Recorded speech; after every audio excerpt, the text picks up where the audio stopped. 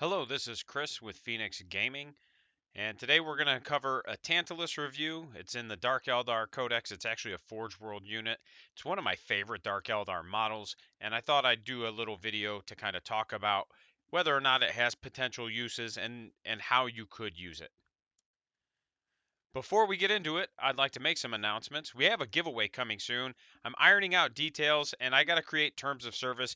YouTube demands that I have a downloadable or easily accessible outline of what my terms of service for the giveaway are. So I've got to get that together. In addition, hey, go ahead and subscribe. If you don't want to support me on Patreon, that's fine. I'm not going to hold that against you. Make sure you're subscribing and then make sure you're commenting if there's something specific you'd like me to cover. Drop a comment in the comments section saying, hey, Chris, you should do a video on this. And if there's a core rules interaction you'd like me to cover, definitely give me a shout out in the comment section so we can do that. And then upcoming videos. So there's going to be some, I don't want to say changes, additions is a better word. I'm going to be streaming different games in addition to 40K. They won't be replacing. I've been working with a couple of people on fleshing out a setting and system that is already existing. We're just kind of doing some minor tweaks to it, and it's going to be a fantasy rank and file style game. And we'll start doing some videos on how to play and then streaming some games of it. And, we're going to get the whole community kind of involved in the world building process for it to some degree. So look out for that. That's not going to be immediate, but it is coming up in the near future. And once again, I just want to say thank you to the community. You guys have been awesome, and gals. Everybody's been super supportive, and you know, the interactions in the comments section has always been a positive thing, and I like that trend. Let's keep it going. The Tantalus. Okay, first we're going to cover the data sheet and its abilities. Then we're going to talk about its keywords and what I think are the best factions you could put it in. And then we're going to talk about the pros and the cons of the unit and whether or not it's worth bringing to a game. Here's the data sheet.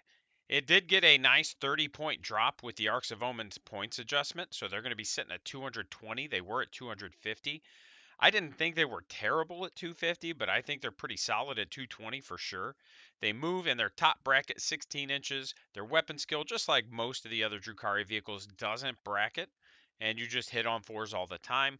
Your ballistic skill is 3, does bracket down to 5. And then strength and toughness don't bracket, which is nice. A lot of times, especially because I'm an orc player, you see that orc or that strength start to bracket as it takes damage. It is an 18 wound model, and it does start with 6 attacks and leadership 7. It does have a 3-up save, which is kind of nice when compared to like the Raider, which only has a 4-up save. But you'll kind of see where it's not as durable or hardy as maybe you think it would be. It does come with 2 pulse disintegrators and a dire scythe blade. The pulse disintegrators, you're going to get an assault 6, strength 8, -3, 2 damage gun, and you'll have 2 of them, so you'll actually throw 12 dice when you shoot with this. And then the dire scythe blade, a strength user -2, 2 damage.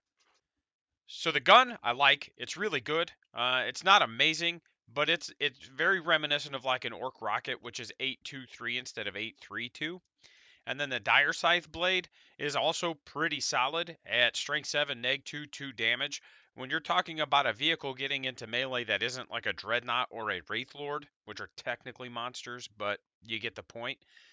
Uh, it's pretty solid. It's not going to be amazing. It's not going to break the game, but if you could tie up like a unit of Marines or even some other kind of unit like that and not have to worry about whether or not it's going to die, and you'll be able to chip wounds, do damage, and kill models. So obviously it gets the power from pain, which I've already talked about. So we're not going to go through that whole arc of abilities.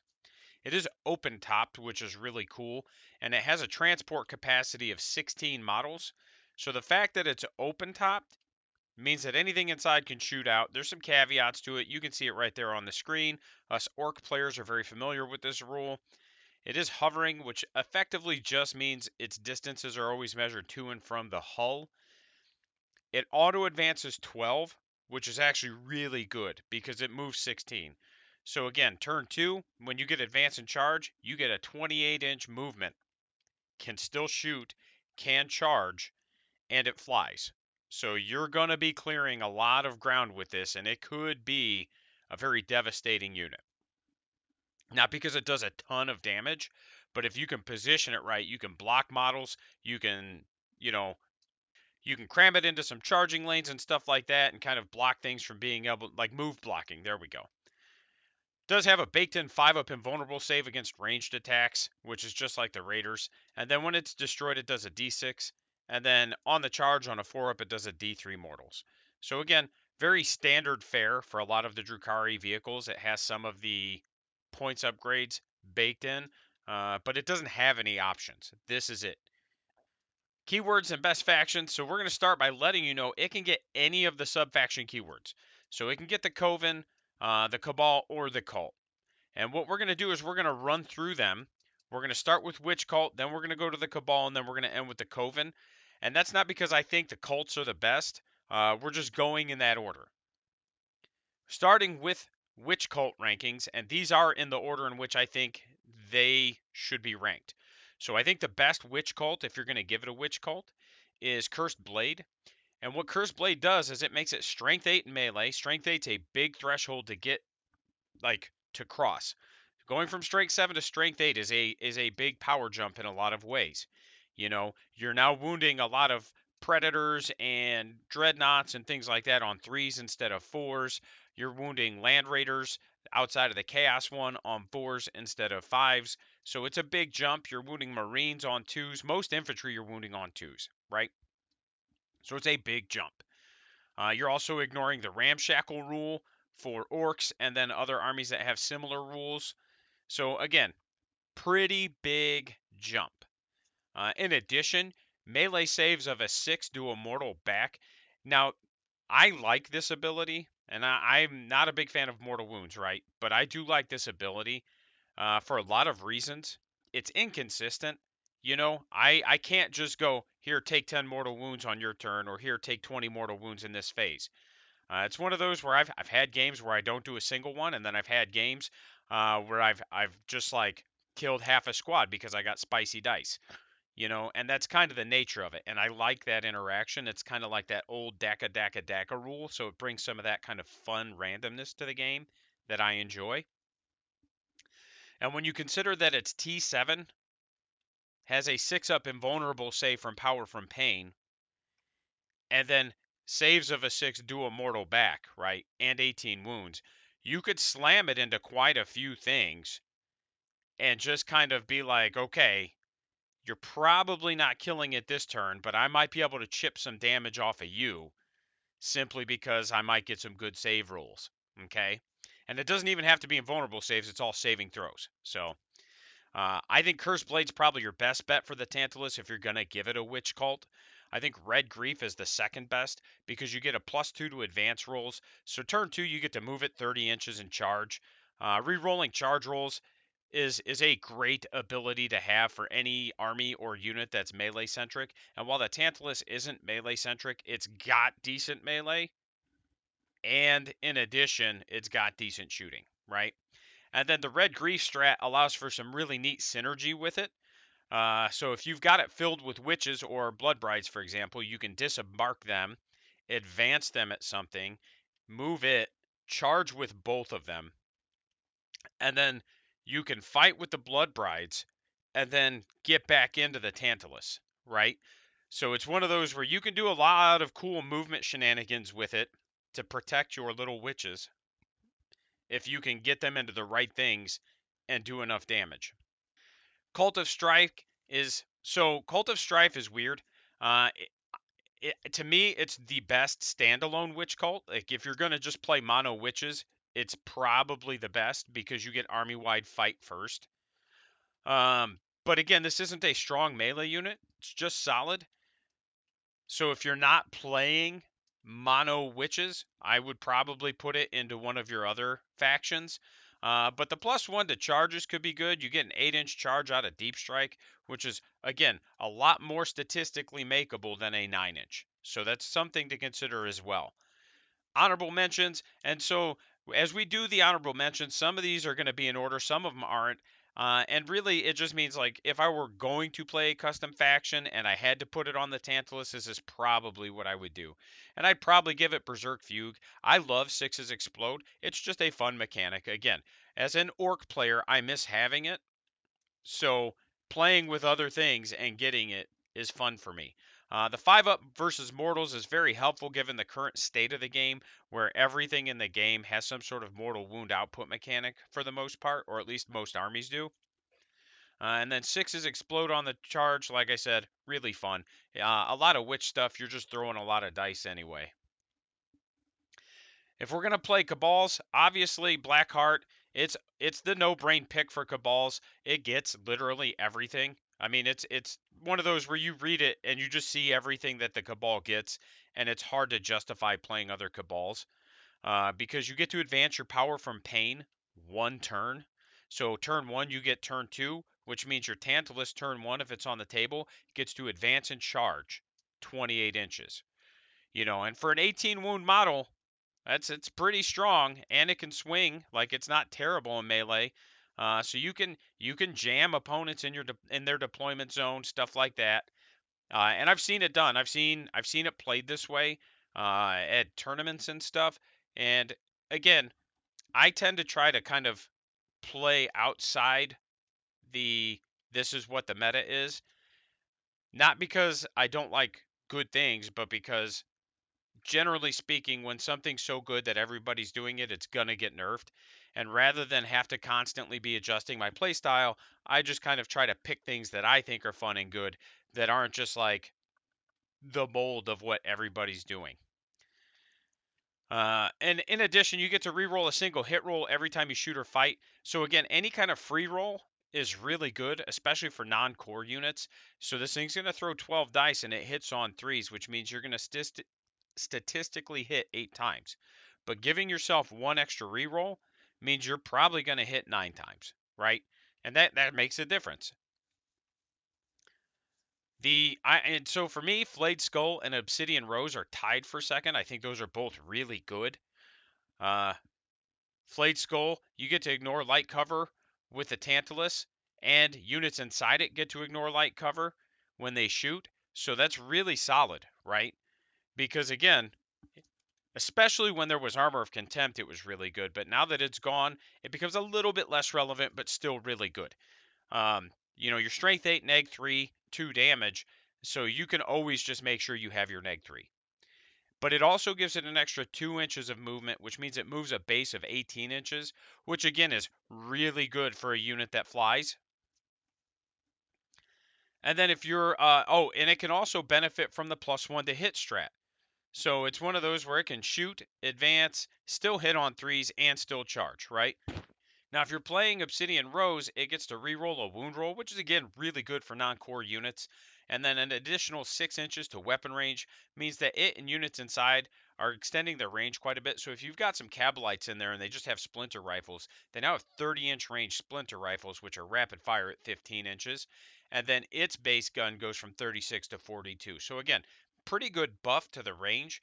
The 36 to 42 isn't necessarily as relevant, but the buff that the units inside of it get make it worth. If you're running blasters, having 24-inch range blasters, super good.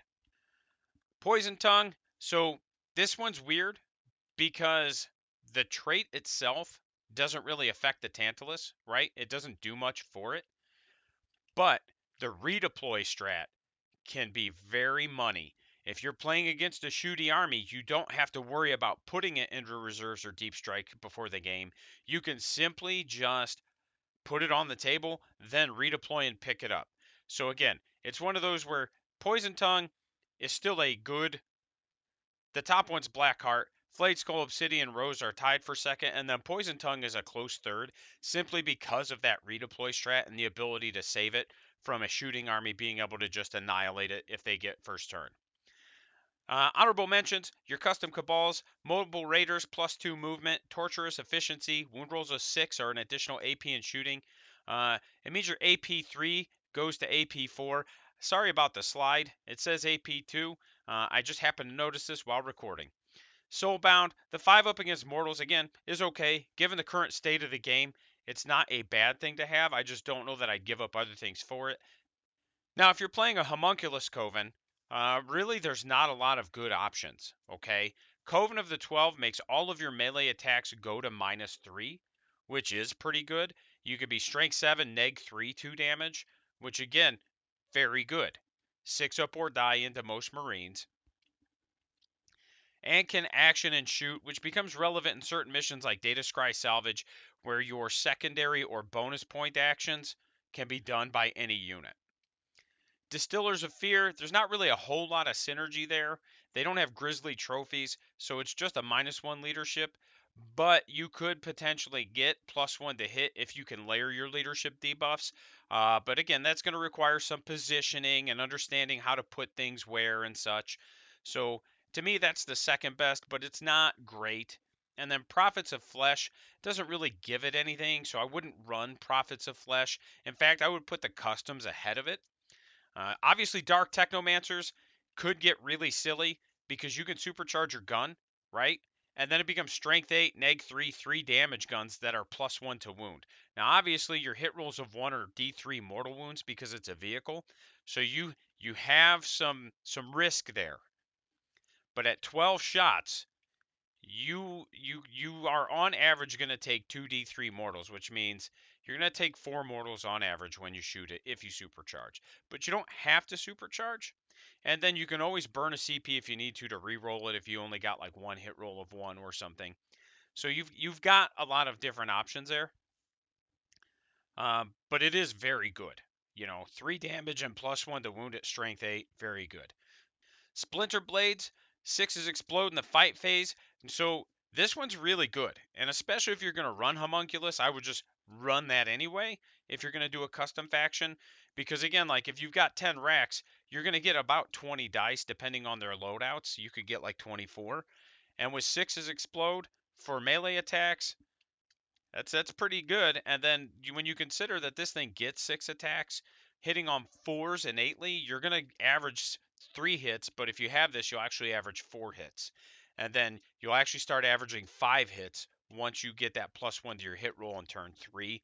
So it's one of those where this is a very solid bonus for anything, right? And I've already said I'm kind of partial to 6s explode. Experimental Creations would also put it at strength 8 if you wanted to go that route. But with so many, like if you're running a lot of racks, a lot of their weapons are splinter or poison weapons. So going from strength 3 to strength 4 isn't necessarily a big deal. And then Obsessive Collectors is also one I would consider because if the Tantalus kills a unit, it'll gain a D3 wounds back. There's nothing in there that says vehicles don't get it. It just says if this unit kills another unit, you get to heal a D3 wounds. So again, if you can pick the right targets and you can pick apart some models and units, you could actually heal this thing. It's kind of silly. I don't know if it's good, but it's fun. Let's talk about the pros of it. Again, it's open topped, so you can transport Cabalites, Trueborn, and other shooty units, which is very beneficial. I think it's very good. You know, it's got a big capacity. 16 models means 8 grotesques or 15 base troops or incubi or whatever you want, and 1 character if you wanted. And then you get to auto advance 12, which again, turn 2 advance and charge means you can cover a lot of space, and it's always a threat. Its gun is assault, so you're going to always be able to throw dice no matter what. You can advance and shoot, and then obviously Drukhari have a fallback and shoot and or charge stratagem, so you have that option as well. It does have a baked-in 5-up against shooting and a lot of wounds, and then it can use swift outflanking, which is the one where if it's within 9 inches of a table edge, you can put it in strategic reserves. And then it's also relatively easy to just put in deep strike. And now with the Arcs of Omen, you can just start with it in reserves anyway. Cons are it's an 18 wound model with T7, which means it's not going to be as durable as a lot of other models in this range are, because a lot of them are going to be sitting at T8, handful of them at T9. So it's one of those where Meltas are going to be wounding it on 3s. Cyclic Ion, like Tau guns, a lot of Tau guns are going to be wounding it on 3s. The Hammerhead's going to wound it on 2s. I believe it's strength 14. Fire Prism wounds it on 2s. So again, it's not going to be exceptionally durable.